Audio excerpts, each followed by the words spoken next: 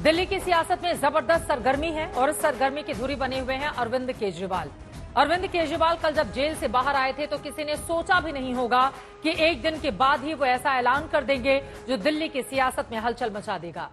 आज अरविंद केजरीवाल ने बताया कि 2 दिन के बाद वो मुख्यमंत्री पद से इस्तीफा दे देंगे और उनकी जगह किसी दूसरे नेता को मुख्यमंत्री बनाया जाएगा। अब वो मुख्यमंत्री कौन होगा, इस बात का खुलासा अभी तक नहीं किया गया है, मगर जिस तरह से केजरीवाल ने इस्तीफे का ऐलान किया उसके बाद तमाम तरह के सवाल खड़े हो रहे हैं। बीजेपी और कांग्रेस केजरीवाल के ऐलान को ड्रामा बता रहे हैं तो आम आदमी पार्टी केजरीवाल के ऐलान को क्रांतिकारी कदम बता रही है। अब बयानों के बाण एक दूसरे पर जमकर चलाए जा रहे हैं।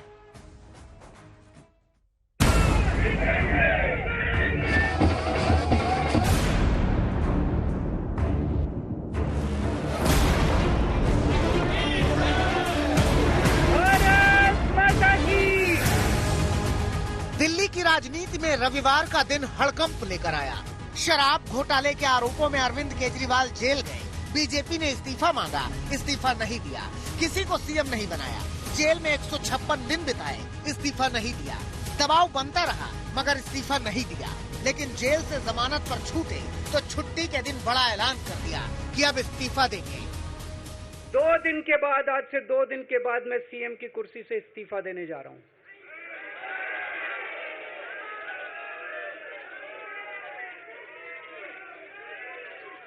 और मैं तब तक सीएम की कुर्सी पे नहीं बैठूंगा जब तक जनता अपना फैसला ना सुना दे। दिल्ली में 6 महीने बाद चुनाव है, तो क्या चुनाव के लिए ही अरविंद केजरीवाल का ये करारा दांव है? क्या केजरीवाल चुनावी बढ़त बनाने की फिराक में है?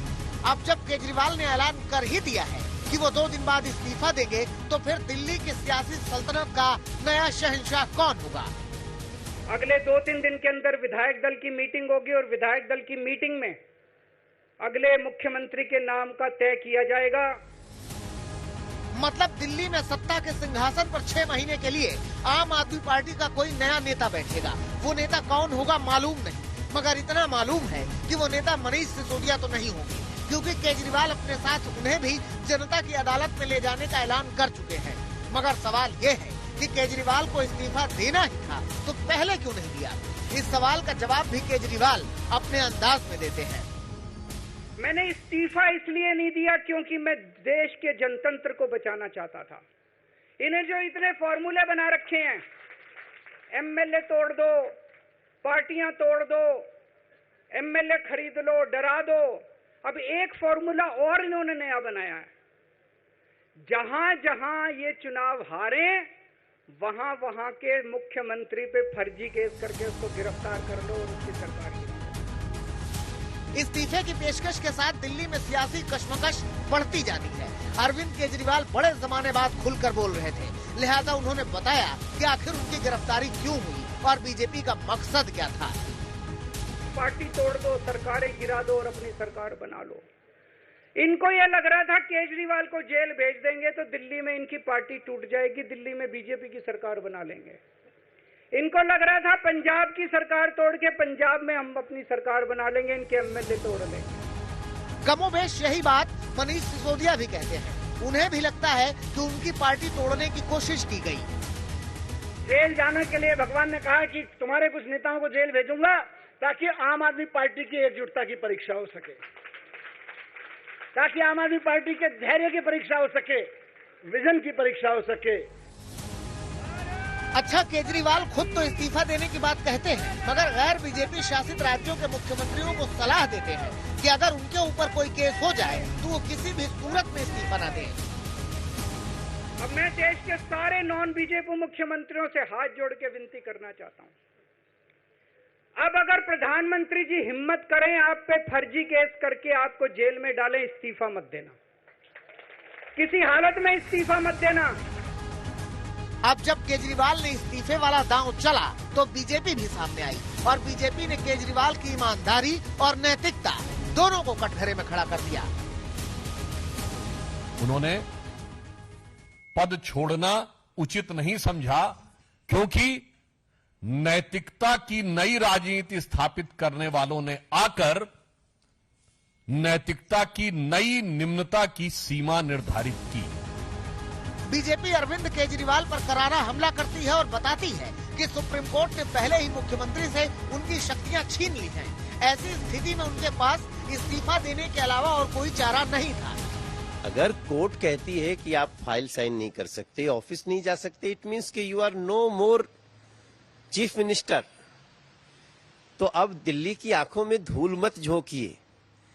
आपका इस्तीफा सुप्रीम कोर्ट के आपके चीफ मिनिस्टर की शक्ति हटाने के बाद आया है। अब जंग जबरदस्त है, क्योंकि केजरीवाल के इस्तीफे वाले दांव से साफ दिख रहा है कि आम आदमी पार्टी ने दिल्ली में चुनावों के लिए समर शंख फूंक दिया है।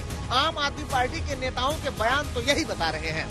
दिल्ली की जनता मुख्यमंत्री को ईमानदार घोषित करेगी झाड़ू का बटन दबाकर, और अब आने वाला 2025 का दिल्ली चुनाव, दिल्ली की जनता उस चुनाव के माध्यम से अपने मुख्यमंत्री को ईमानदार घोषित करेगी।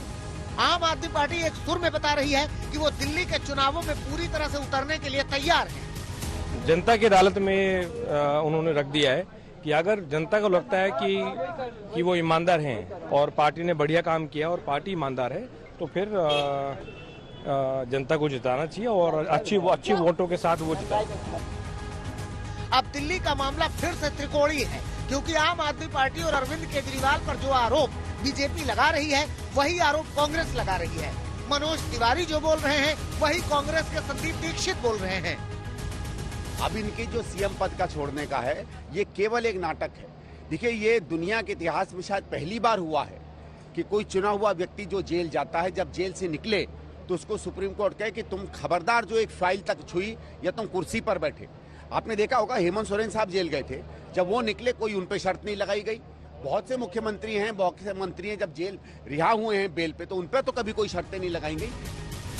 अब सबकी नजर इस बात पर अटकी हुई है कि अरविंद केजरीवाल मुख्यमंत्री के तौर पर किसे चुनेंगे। 2 दिन में इस सवाल का जवाब भी मिल जाएगा, लेकिन फिलहाल ये मान लीजिए कि दिल्ली को नया मुख्यमंत्री मिलने वाला है।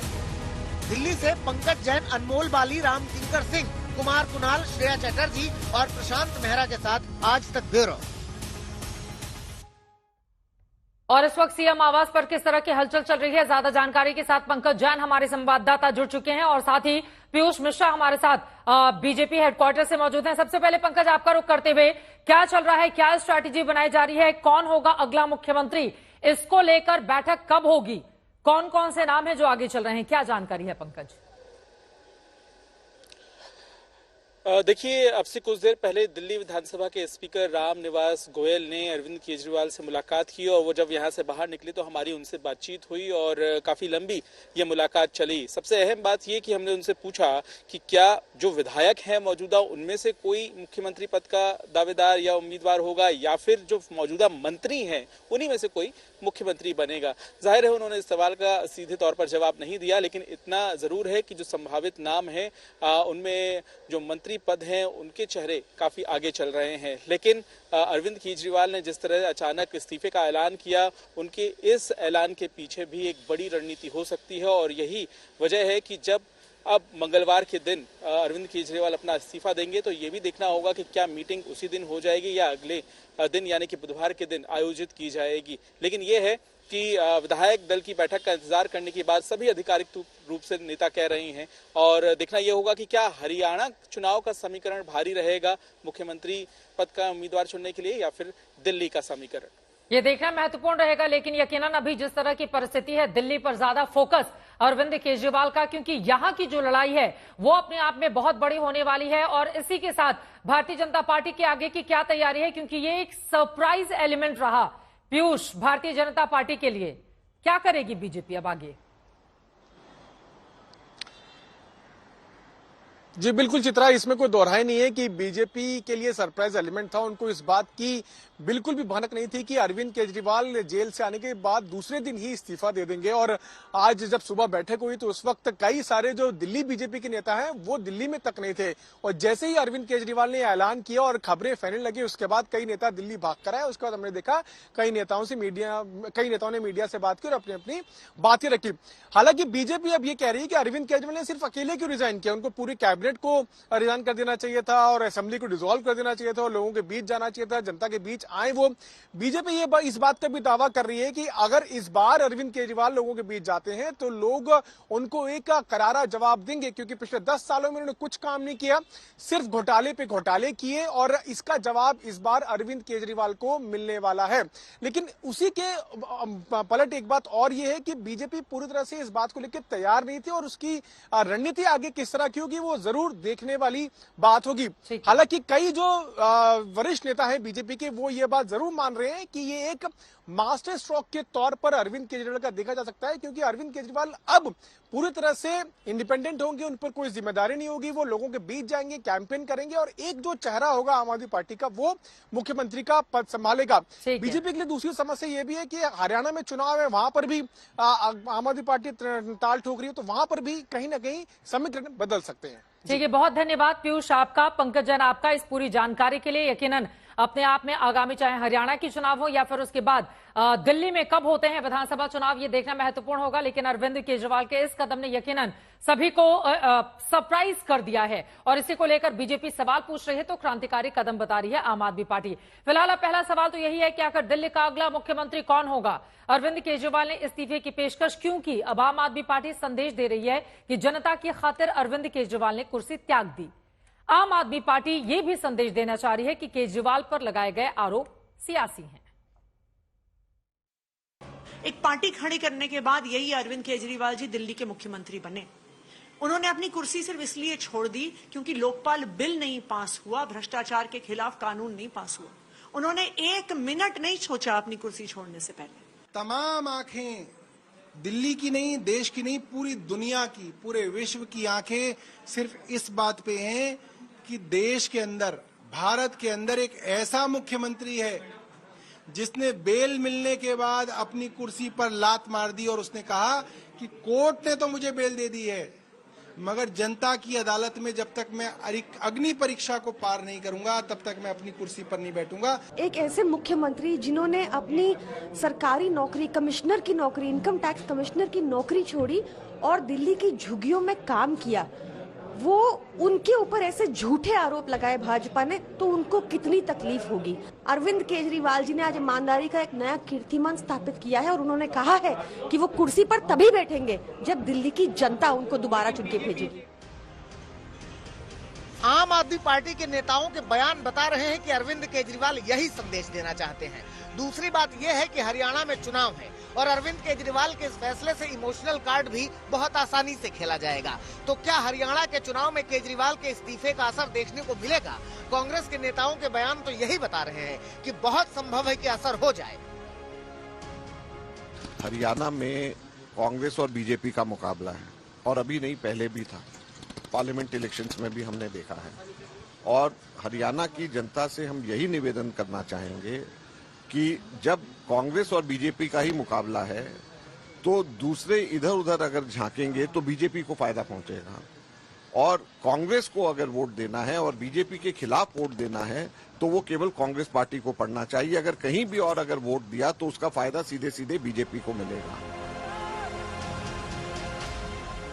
कांग्रेस आम आदमी पार्टी का नाम नहीं ले रही, मगर कहना यही चाह रही है कि आम आदमी पार्टी को जनता ने वोट किया तो फायदा बीजेपी को होगा, मगर हरियाणा में जो होगा सो होगा।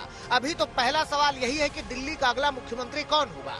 क्या आतिशी को अरविंद केजरीवाल दिल्ली का अगला मुख्यमंत्री बनाएंगे? क्योंकि अभी तक आतिशी ही वो मंत्री हैं जिनके पास सबसे ज्यादा मंत्रालय हैं। स्वतंत्रता दिवस पर जब झंडा फहराने की बात आई थी तब भी केजरीवाल की पसंद आतिशी ही थी, इसलिए सीएम की रेस में सबसे आगे उन्हीं के नाम की चर्चा है। केजरीवाल ने बड़ा सियासी दांव खेला है, मगर बीजेपी उनके इस दांव को ड्रामा बता रही है। घोषणा करिए कि वो 2 दिन के बाद रिजाइन करेंगे। सवाल ये उठता है कि 2 दिन का टाइम क्यों? रिजाइन करना था तो आज क्यों नहीं किया? मुझे लगता है ये एक तरह से फिर एक ड्रामा करने की, रचने की कोशिश है कि मैं तो रिजाइन करना चाहता हूं, लोग रिजाइन नहीं करने देना चाह रहे, मेरे कार्यकर्ता रिजाइन नहीं करने देना चाह रहे। अरविंद केजरीवाल जी आपको एहसान नहीं कर रहे, कोई आप सेक्रीफाइस नहीं कर रहे। मानयोग सुप्रीम कोर्ट ने आपकी जमानत में लिखा है कि आप मुख्यमंत्री कुर्सी से दूर रहेंगे, कोई फाइल साइन नहीं कर सकते, इसलिए आपके पास विकल्प नहीं है। मानयोग सुप्रीम कोर्ट के ऑर्डर के चलते आपको रिजाइन करना पड़ रहा है। और आपने कहा मैं जनता के बीच में जाऊंगा। जनता ने तो 3 महीने पहले ही आपको फरमान सुनाया है, जब आपने कहा था जेल या बेल, लोगों ने कहा जेल। ये बात तो 16 आने सच है कि सुप्रीम कोर्ट ने केजरीवाल को जो बिल दी है उसमें कहा गया है कि वो सचिवालय नहीं जा सकते, फाइलों पर दस्तखत नहीं कर सकते। इसी बात को बीजेपी और उसके सहयोगी दल उठा रहे हैं और केजरीवाल पर निशाना लगा रहे हैं। मुख्यमंत्री अरविंद केजरीवाल जी, माननीय सर्वोच्च न्यायालय ने आपको मुख्यमंत्री कार्यालय जाने से मना कर दिया। आपने कहा कि जेल में मेरा आत्मबल बढ़ता है, तो जमानत क्यों दाखिल किया? कांग्रेस का भी मानना है कि जब जेल गए तब इस्तीफा नहीं दिया, फिर अब इस्तीफा क्यों? जेल के अंदर भी वो सीएम रहे, बाहर भी रह सकते हैं। जब किसी ने जेल के अंदर सीएम बने सकते, बाहर क्यों नहीं? हो सकता है उनके दूसरे काम में कोई ज्यादा इस समय तवज्जो देने की जरूरत होती है, हो सकते। ये तर्जिया कौन से कहां क्या देगा ना देगा, ये उनकी अपना मर्जी की माफी होना चाहिए। अगले 2 दिन कयासों के बाजार गर्म रहेंगे, सुगबुगाहटें होंगी अलग अलग नामों की। सवाल उठेंगे कि आतिशी सीएम बनेंगी या सुनीता केजरीवाल को सत्ता मिलेगी या फिर किसी तीसरे नाम पर चर्चा होगी। जो भी होगा मान के चलिए अगले 2 दिन अरविंद केजरीवाल और उनकी पार्टी के ही चर्चे रहेंगे। तिहाड़ जेल से लौटने के बाद अरविंद केजरीवाल ने इस्तीफे का ऐलान करके अपना सियासी कमबैक कर लिया है। अब देखना ये दिलचस्प होगा कि इसका हरियाणा चुनाव में कितना असर होता है और आगामी दिल्ली विधानसभा चुनाव में क्या अरविंद केजरीवाल अपने चेहरे का जादू चलाने में कामयाब हो पाएंगे या नहीं। कैमरामैन दीपक बिष्ट के साथ पंकज जैन, दिल्ली, आज तक।